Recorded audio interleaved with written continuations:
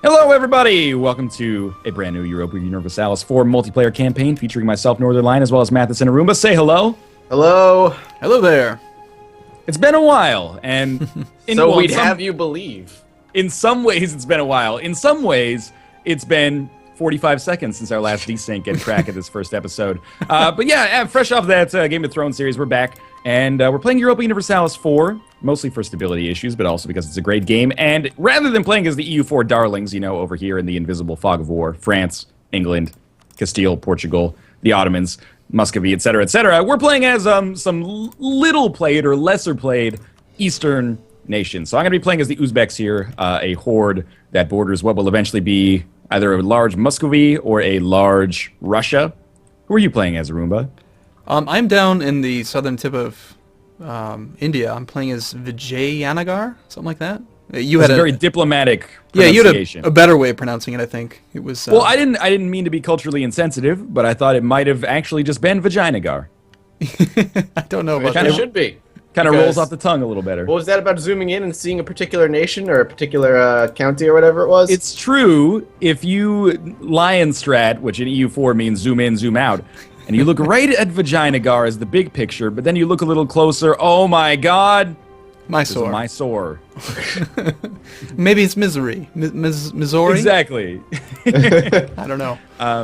So what's your aim until we end up fighting each other at some point, maybe? Yeah, I think I've never actually played as Vijayanagar before, but I understand they're probably pretty solid, pretty safe in India, and I'm going to just try to unite India and then prevent any of the trade from flowing to Portugal and those other filthy Spanish people.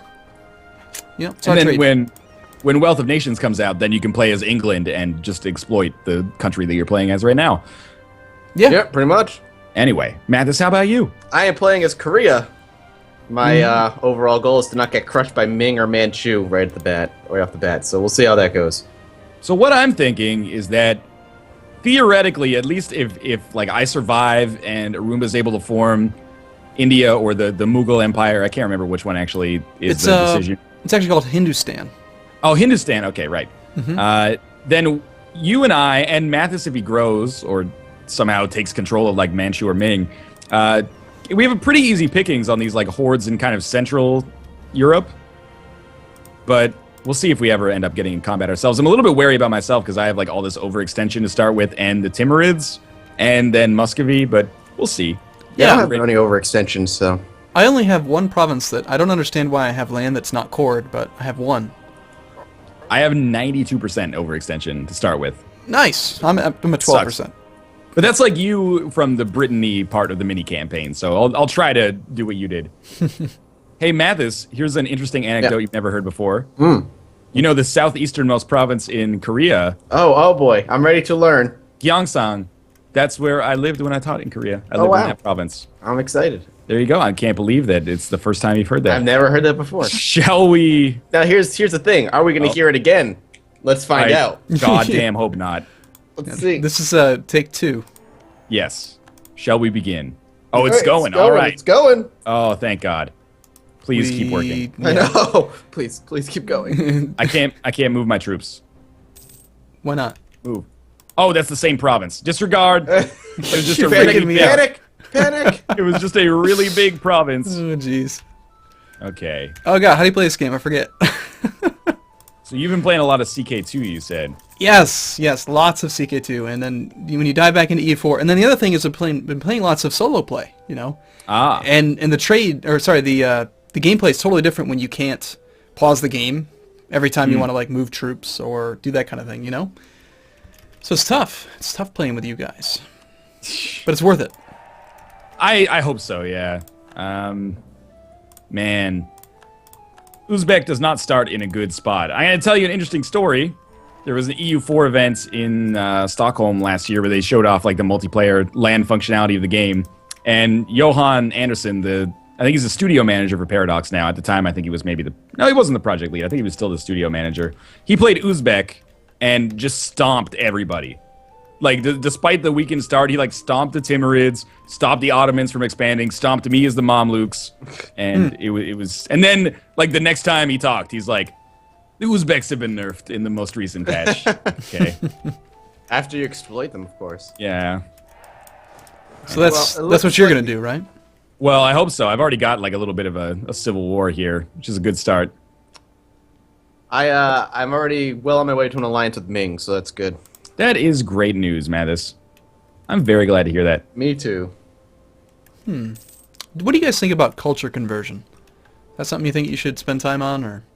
I rarely do it unless I have like a ton of Diplo points, or I have a mission to do it. Apart from that, I don't really do it.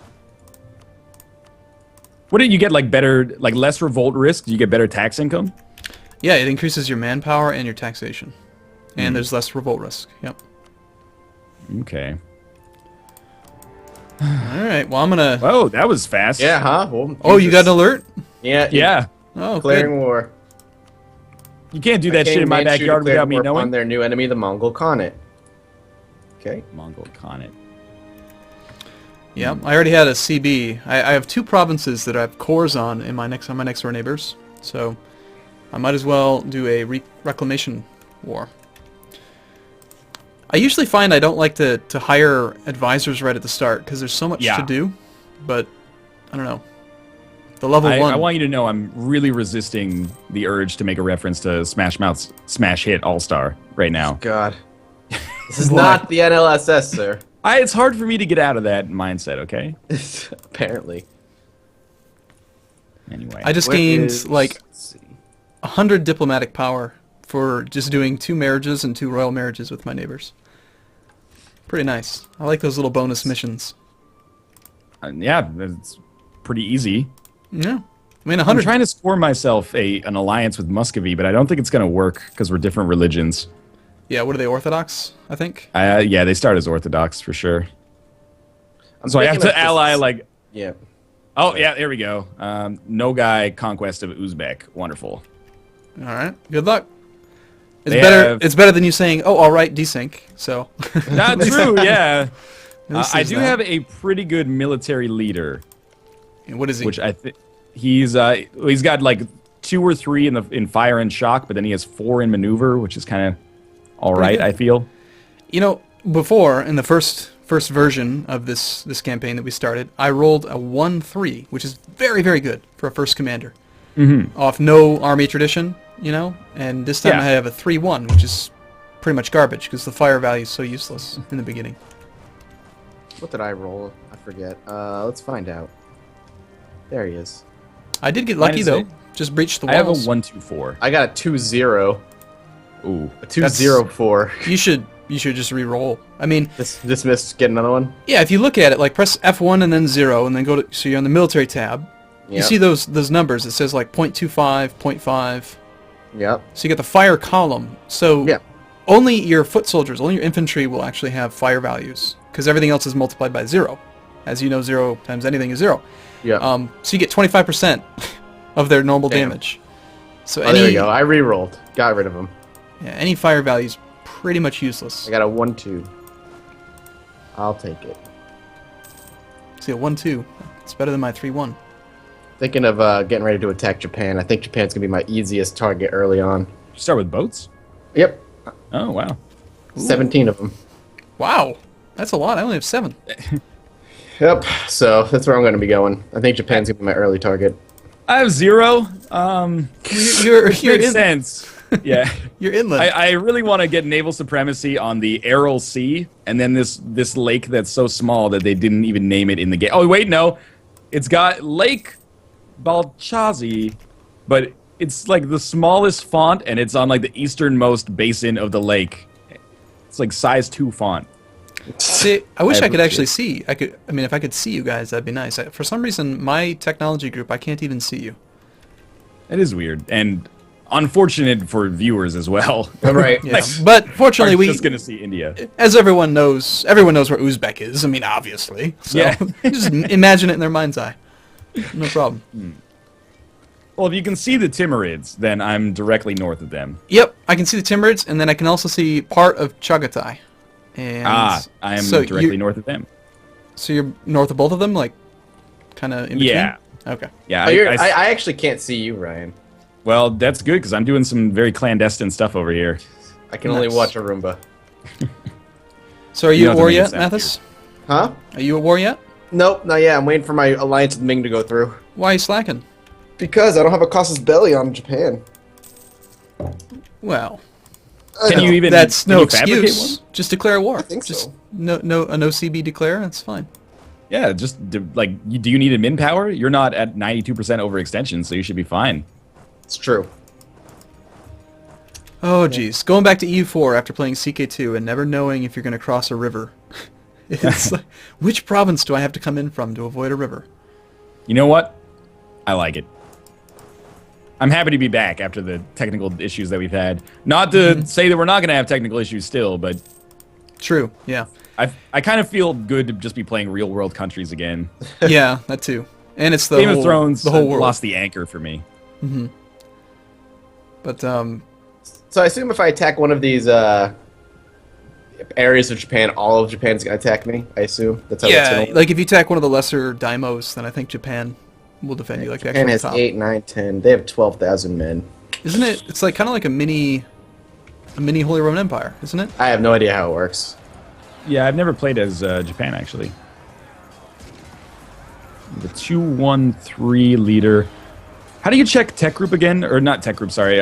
Like military tech level? It's from the diplomacy menu? It's right on any province in that country. You can see it. Okay. So in the bottom left corner, you'll have like a, there, you know, right next to their opinion, it'll show you military level. I'm looking. Give me a second. Yes. Okay. So they have military level 3. Most people start off at 3.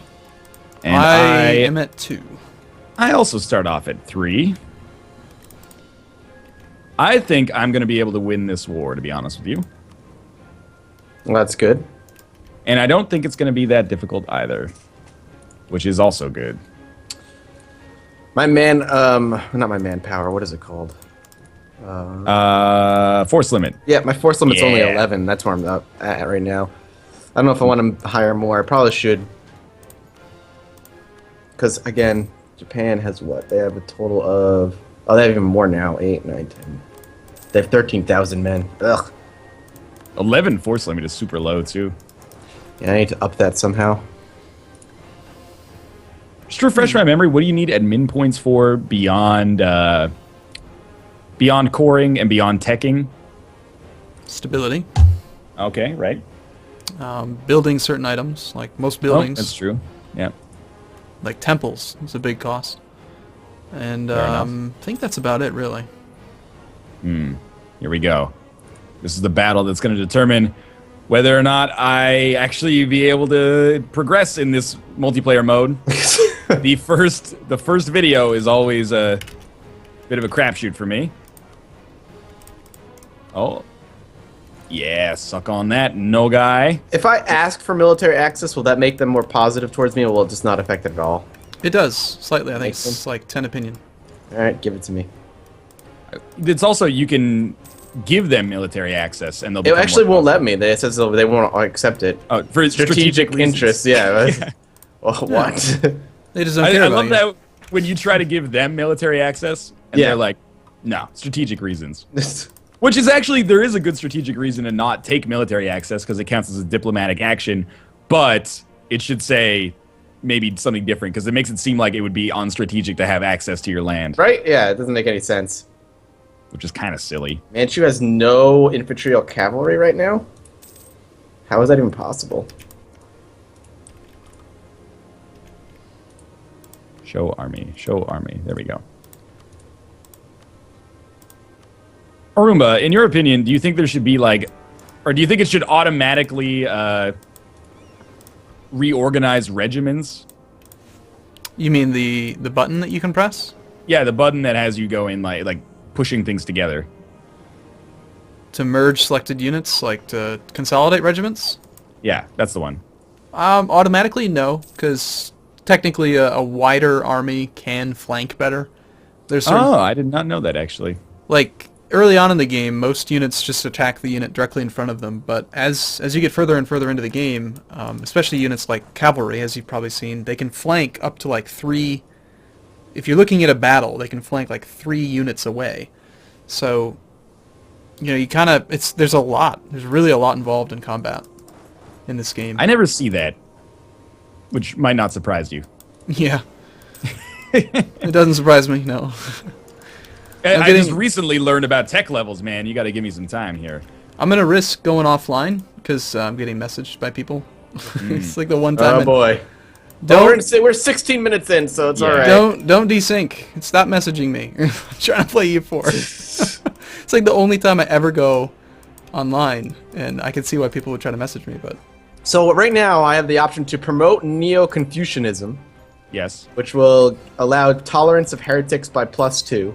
Or I can denounce Neo-Confucianism, which will increase my national revolt risk by 1, but give me missionary strength of 0.5 and a yearly legitimacy of 1. wow, that's a lot of legitimacy. How's your legitimacy? I don't even know. Should be the top. Yeah, I'm looking. Legitimacy is 100 right now. So you don't really care then. No. What about, do you have a lot of land that needs to be converted? I don't think so. Let me check. Not even a little bit. So there's really no point to having it then. So I should probably promote Neo-Confucianism? Tolerance of heretics? Why not? Sure. I have to lose 5 prestige or 5 legitimacy right now. God damn it. 5 legitimacy, I think. That's what I'm gonna do. Alright.